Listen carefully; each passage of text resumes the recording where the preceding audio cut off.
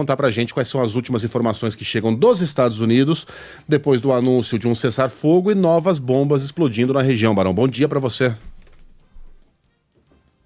Pra Carla, pra Sheila, todo mundo no Brasil. Tô voltando pra casa assim que desligar aqui essa ligação, depois de 3 semanas acompanhando a NBA, acompanhando guerra, e ontem esse anúncio surpreendente, né, à noite, do presidente americano Donald Trump, divulgando para o mundo inteiro o cessar-fogo, horas depois de atacar justamente o Irã. Ele ficou mais uma vez reunido na Casa Branca, naquela sala de situação, sala de emergência, com seus principais líderes militares, e a negociação foi costurada do lado americano com Israel e do lado iraniano com o governo do Catar. O emir do Catar teve um papel fundamental nesse cessar-fogo, né? A questão é que o Trump, mais uma vez, foi o primeiro a falar isso. A gente estava abrindo o Jornal da Band naquele momento e não havia nenhuma confirmação oficial, nem por parte de Israel, nem por parte do Irã. E isso acabou acontecendo ao longo do dia. O Irã que ontem atacou, inclusive, o exército americano nas suas bases, tanto no Iraque quanto também no Catar, mas foi aquele ataque meio de teatro, né? Foi a informação foi divulgada antes que o ataque aconteceria, ou seja, o governo americano teve tempo de colocar todos os soldados num lugar protegido e o Catar acabou derrubando, né? Foram os mesmos 14 mísseis, mas com um potencial destrutivo muito diferente, lançados pelos americanos no sábado, e agora 14 mísseis também lançados pelo governo do Irã no dia de ontem, mas 13 foram derrubados, um acabou indo para o lugar sem perigo, então não teve o mesmo poder de destruição como teve as armas utilizadas pelo governo americano para destruir as 3 instalações nucleares. A questão, Megali, é essa que você começou falando, né? Ou seja, esse cessar-fogo vai durar, é algo definitivo, é algo que pode realmente se estender durante um tempo, é o que Trump quer. O Trump quer sair como o grande homem da paz no mundo, mesmo horas depois de ter atacado o Irã. Então, esse é o objetivo final do presidente dos Estados Unidos, inclusive ganhar o Nobel da Paz, enfim. Não sei se vai dar certo.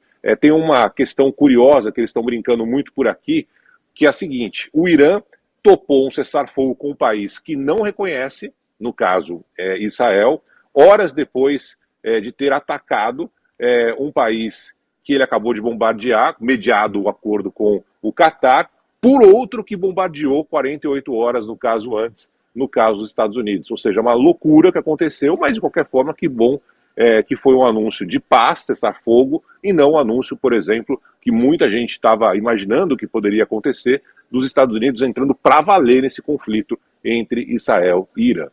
Quando o Barão fala em Nobel da Paz, não é um devaneio não, tá? O Trump foi indicado mesmo pelo Paquistão para concorrer ao Prêmio Nobel da Paz, mas é aquilo... Eu ri alto quando ele falou, mas é porque provoca isso, né? Provoca um estranhamento você imaginar o Donald Trump, ainda mais nesse momento, ainda mais depois da divulgação daquele vídeo, por exemplo, sobre Gaza, né? De Gaza se transformar num destino turístico, um lugar onde as pessoas estão sendo massacradas como elas estão. Mas ele já havia sido indicado antes, em 2020... Ele foi indicado por um norueguês na época dos acordos entre Israel e Emirados Árabes Unidos, se não me engano. Mas é bom lembrar que Nobel da Paz é quase como rifa de quermesse, assim, qualquer um pode entrar. Qualquer um. Tem uma ONG qualquer lá que indica a Sheila Magalhães é uma indicada. Se vai ganhar ou não é outra história. Ô Barão, a gente tá vendo aí muita dissidência, mesmo dentro do Partido Republicano, depois dessa decisão de interferência americana na guerra. Muitos dos eleitores de Trump acreditaram no discurso isolacionista, Make America Great Again, tratemos aqui dos nossos assuntos e deixemos de entrar em guerras que não nos trazem benefícios. E Trump foi lá e entrou, mesmo sem consultar o Congresso, sem consultar lideranças republicanas, foi lá e meteu bomba nas instalações nucleares. A gente até viu recentemente uma entrevista do apresentador Tucker Carlson, ex-Fox News, com o Ted Cruz, senador republicano. Os dois são grandes apoiadores de Trump, mas discordam frontalmente nessa questão e se digladiaram ali. Aliás, o Ted Cruz foi encurralado, humilhado pelo Carlson, que é um grande entrevistador. O John Oliver até brincou que você vê aquela entrevista, era desconfortável porque você precisa escolher um dos dois, né? É mais ou menos como se fosse a escolha de Sofia. Só que a Sofia não gosta de nenhum dos 2 filhos. Ô Barão, repercussões aí nos Estados Unidos, políticas, popularidade de Donald Trump, o que o republicano médio diz a respeito dessa decisão? Bom, vamos lá, Megali. Primeiro que os Estados Unidos, principalmente os aliados de Trump diretos, o vice-presidente J.D. Vance, seus assessores, secretários, disseram desde o começo que os Estados Unidos não entraram nesse conflito, mesmo com as bombas sendo lançadas às bases nucleares do Irã. Então, segundo o governo americano, oficialmente não se tratou de uma entrada nesse conflito, e sim de uma ação específica. Por quê? Porque na visão do governo Trump era necessário fazer o que foi feito, acabar com as instalações nucleares iranianas para evitar lá na frente algo pior no mundo, ou seja, ainda com um discurso de paz, vamos atacar para manter a paz. Esse foi o discurso do presidente Donald Trump e dos seus aliados. Mas tem essa discussão mesmo interna dentro do partido, porque muitos entendem que aconteceria o contrário, ou seja, que a ação americana poderia gerar reações por parte do Irã. Casos de atentados, casos de ataques, como aconteceram ontem justamente contra instalações, bases militares. Os americanos têm 40 mil soldados naquela região.